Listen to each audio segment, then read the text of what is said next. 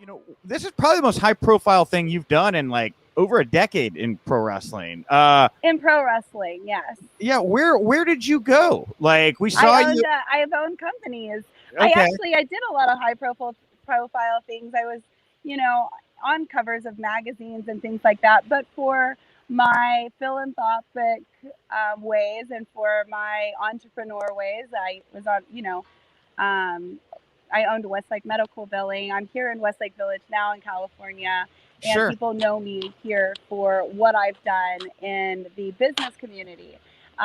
So I definitely felt like I was still, I still did red carpets, but for charities and things like that. So I wasn't out of a scene. I was out of the wrestling scene. That's what I'm wondering, though. Yeah, like what? Because I didn't like these wrestling federations. Honestly, I didn't want to watch it.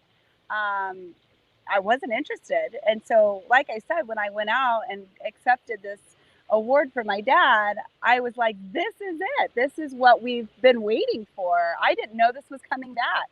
And now that I do, I definitely want to help take it over and propel it to be where it should be, because it's what I've been waiting for in that world. Yeah, for sure. Yeah, most people probably know you from the TNA run, right? Where you probably you had like a little bit of time in WWE. You know, you've had some firsthand experience. You talk about how it's affected other people. Like, what was your time like in WWE? Everybody seems to... I took everything with a grain of salt. I was friends with Dixie Carter at TNA, so I wasn't, and TNA was very much a family and friend, like atmosphere, not unlike WWE, where it was very catty and disrespectful to each other, and it wasn't a good environment. They'd lie all the time if they thought you were gonna go up. Like, honestly, like the 20th lie about me when I got to practice, I was like, I'm done.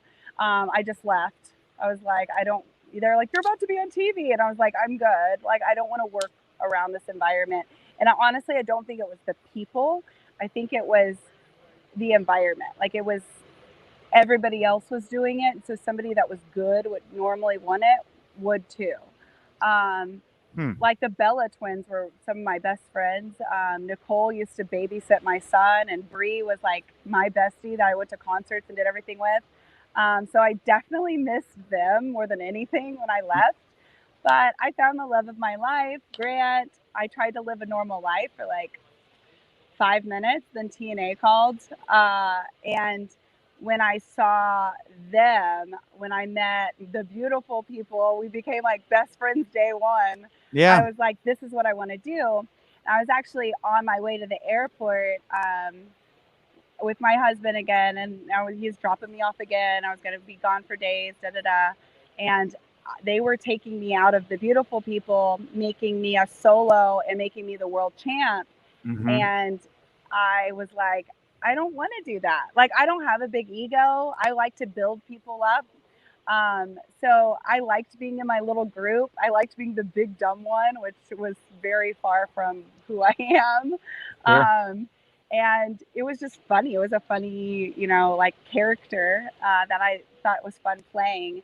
So when I knew that character was gone and I was going to have to like basically travel, go on the road to these really crappy little towns that just have an Applebee's, I was like, I'm good. And I quit on the way to the airport. Dixie was not happy with me, but we're still friends. Okay. Well, do what you think is best for you, right? And it sounds like you've been having a lot of fun, and it sounds like you're about to have a lot more fun here. Get to take the reins of SWE.